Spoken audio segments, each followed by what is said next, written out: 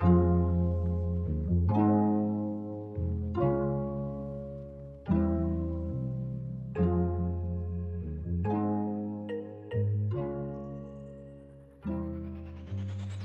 of you watching this right now have probably at one point asked the question, who is Zack Bia?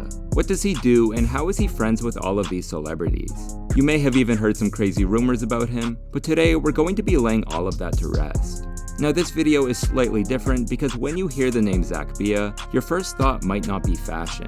But as we're about to find out, he's actually deeply rooted in the fashion industry and is even the founder of a brand that I'm sure a lot of you are familiar with. So without further ado, let's get into it. This is the Zack Bia Story.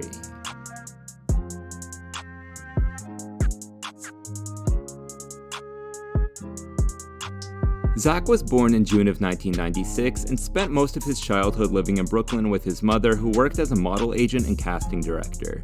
As a single mother, she would frequently bring Zack to work with her so that she could watch over him, and because of this, he often found himself at fashion shows. He was probably too young to really understand what was going on, but it still helped expose him to the fashion industry at an early age. Now, like I said, he was living in Brooklyn, but as he entered his teenage years, his family relocated to Los Angeles. Upon moving to Los Angeles, he began attending Beverly Hills High School, where he played as the quarterback of the football team, and while him going there might lead you to believe that his family was wealthy, I can assure you that that was not the case. And here is where I want to address some false rumors. Without a doubt, the most notorious rumor about Zack is that his dad is an executive at Dior. This is usually the answer that people give when they're asked how he has so many connections or how he's able to afford his lifestyle, but I can tell you for certain that Zack's dad does not work for Dior. In fact, as I mentioned earlier, he was raised by a single mother, and his actual dad wasn't even really involved in his upbringing. So with that being said, where does this crazy rumor come from? Well, his dad might not work for Dior, but we do have good reason to believe that someone in his family does. You see, Zack's full name is Zack Villalobos, and the reason that I bring this up is that the chief communications officer of Dior is named Olivier Villalobos. Now, to my knowledge, Zack has never publicly confirmed or denied this, but most people believe that they are somehow related. And if you think about it, it makes sense. His mom is a French native, Olivier Villalobos is a French native, they both work in fashion, and they share the same last name. So yes, it does seem that a higher up at Dior may be a member of Zack's extended family, but let me be clear in saying that regardless of whether or not this is true, it has in no way played a role in his rise to fame. In fact, prior to becoming famous, he was living a pretty normal life. Like I said, he attended Beverly Hills High School, but he didn't actually live in Beverly Hills. And the only reason he was allowed to go there was because he applied for a permit that let him attend a public school outside of his own district. To help make ends meet, he even had to work at Abercrombie throughout high school, and after graduating, he enrolled in a community college. After spending a year at community college, he decided to take out student loans so he could transfer to USC, and this is where things start to get interesting.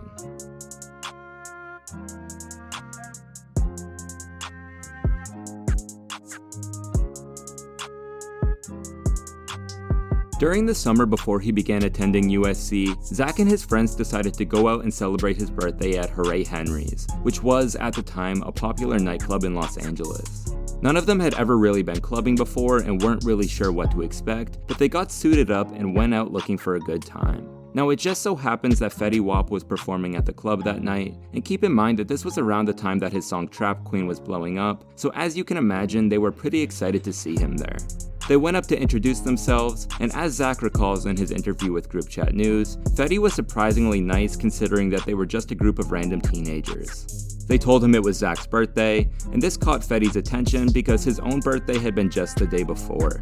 So they talked for a bit and eventually went their separate ways because Fetty had to go on stage and perform, but during those few brief minutes, he took a liking to Zack, and while he was on stage, he gave him a birthday shout out. As if that weren't enough, at the end of the night, he invited Zack over to his table, and from there they pretty much talked until the club closed. Now obviously he had a great night and was thrilled to have spent his birthday hanging out with a celebrity rapper, but he had no idea that his life was about to change forever.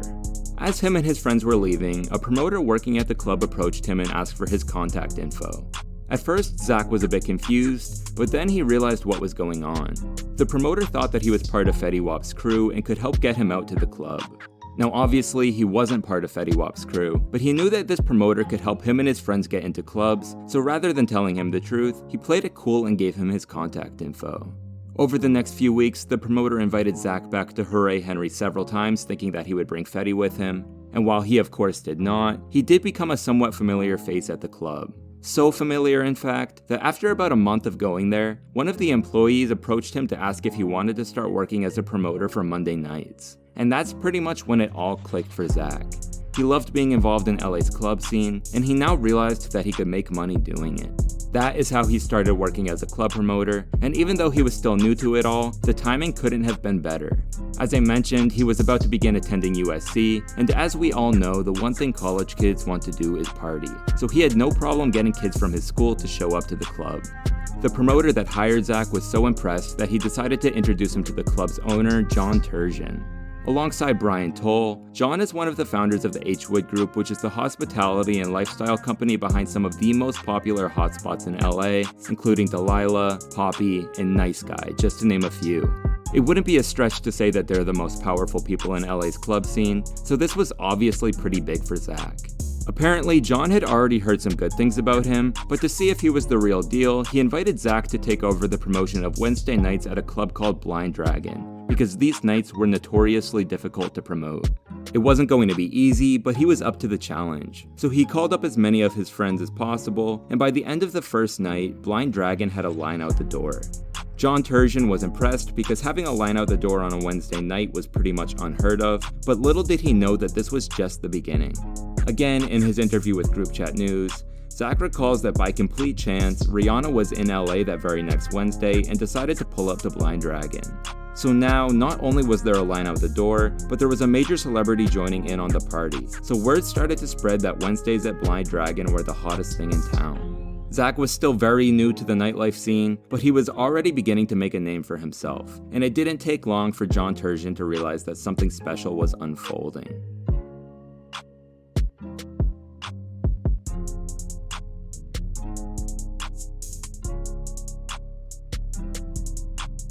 What you have to remember is that while all of this was happening, Zack was still in school. Working in nightlife was never really his intention, and during school he actually interned at a fashion e-commerce startup called Shopcade, so it's possible that he was leaning more towards a career in the fashion industry. But when John Turgeon offered him an internship, everything changed. Zack began interning for the H-Wood Group while still taking classes, and by the time he reached his junior year, he decided to go full-time. He dropped out of USC, and from that point forward, he committed himself to the nightlife hospitality industry.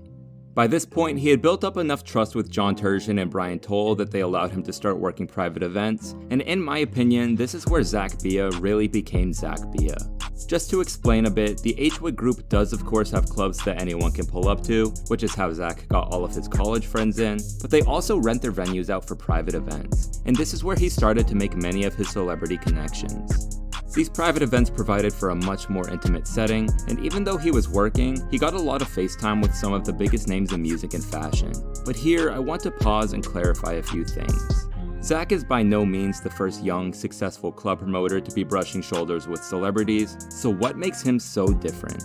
I mean seriously, go on his Instagram right now and look at all of the celebrities that follow him. It seems like he literally knows everyone, so what exactly is happening here? Well, I think the main thing is that Zack is great at making himself useful. He has the ability to get anyone into any club, so all of these celebrities want to stay connected with him. Then, once they're actually in the club, he is once again doing everything he can to make himself useful. A lot of kids his age would be going up to them asking for pictures or trying to force a conversation, but he himself has said that the key is to just play it cool and to focus on making their club experience better. Because if you make their experience better, they'll genuinely like having you around. Now this isn't some sneaky strategy as much as it's just him being good at his job, but it has definitely paid off, and it's allowed him to become close friends with some of the biggest celebrities in the world, with the most notable being Drake. In an interview with GQ, Zack talks about how Drake is one of the H-Wood Group's biggest clients, and so when he started working the private events, most of which were at Delilah, they began seeing each other on a fairly regular basis. As always, Zack played it cool, which couldn't have been easy considering the fact that Drake was his favorite artist, but they did have a few casual conversations here and there, and after nearly 6 months of this, the unexpected happened. Drake invited Zack over to his hotel, and the two of them ended up having a 9-hour conversation. This was the beginning of what would become a close friendship, and now you could even say that they treat each other like family. Again, in his interview with GQ, Zack says that Drake is like an older brother to him, and on the flip side, Drake has gone above and beyond doing anything and everything he can to promote Zack. He posts him on Instagram, he's shouted him out in songs, he put him in a music video, and as we'll discuss in just a bit, he's also played a large role in helping jumpstart Zack's first venture into the world of fashion.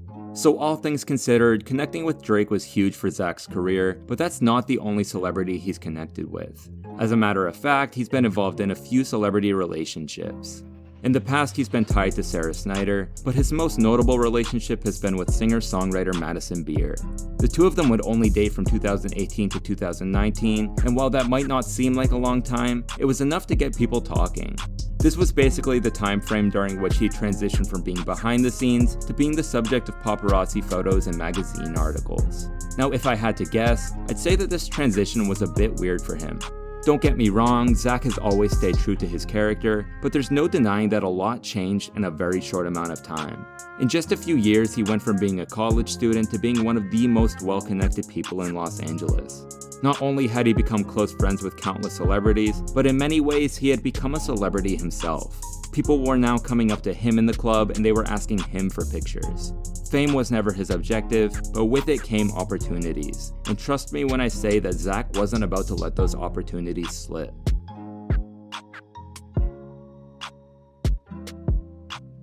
As Zack has become more popular over the years, he's had some of the biggest brands in fashion come knocking at his door. They know that if they can get him to wear their clothes, there's a good chance some of his celebrity friends will at least see it, and if not, he still has a cult following of his own that will support anything he does. For that reason, he's sort of become a staple at the front row in Fashion Week. He gets into shows that even well-connected industry insiders can't get into, and to top it all off, a lot of luxury brands send him free pieces. If you think about it, things have really come full circle for Zack.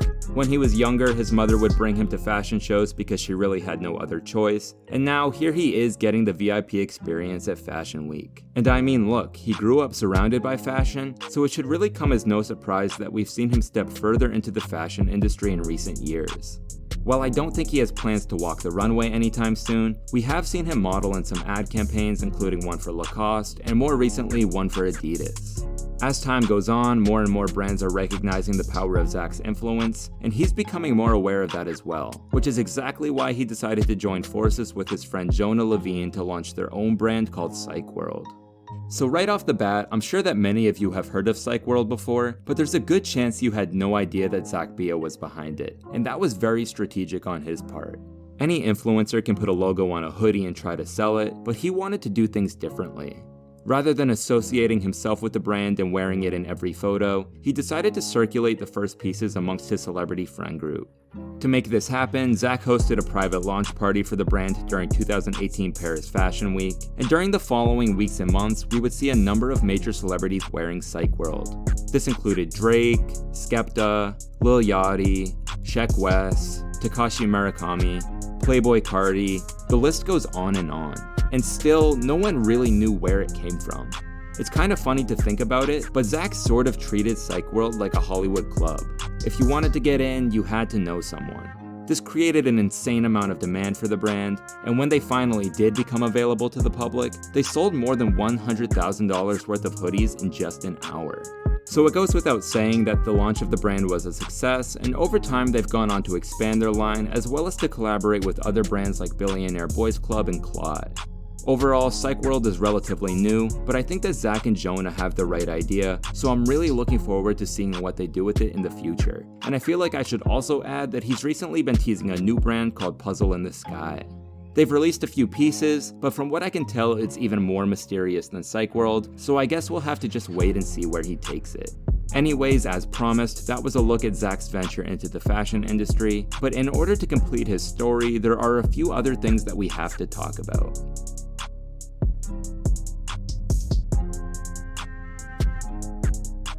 Launching a record label is something that Zack had thought about doing for some time, and in 2018 he did just that. He founded Field Trip Records with the help of James Canton, who has years of experience working in the music industry, and in just a short amount of time they've been able to make a significant impact. As of right now, artists signed to the label include Mallory Merck, Heaven, and SSG Kobe. While they have all been successful in their own right, I think it's safe to say that SSG Kobe has been the label's breakout artist. He's already collaborated with the likes of Brockhampton and Sofego, not to mention he even got his own Lyrical Lemonade video, which has racked up nearly 5 million views since dropping earlier this year. And Zack actually makes an appearance in the video, so if you haven't already seen it, I highly encourage you to go check that out. So again, much like Psych World, Field Trip Records is relatively new, but I think it's on a great trajectory. And if you ask me, Zack is the perfect person to be running a record label.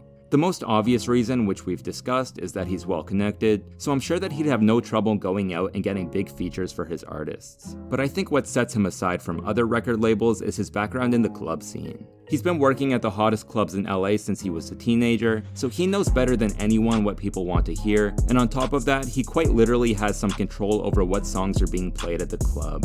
Not only does he help run the clubs, but in recent years, he's actually taken up DJing.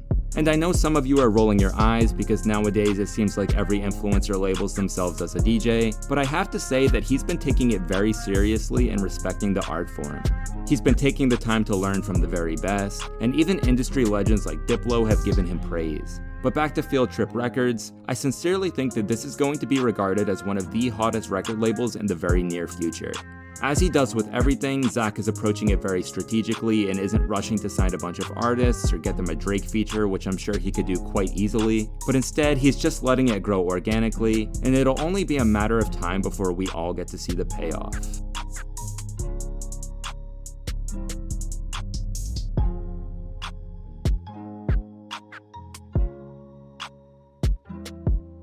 So that is just about everything I wanted to touch on for the Zack Bia story.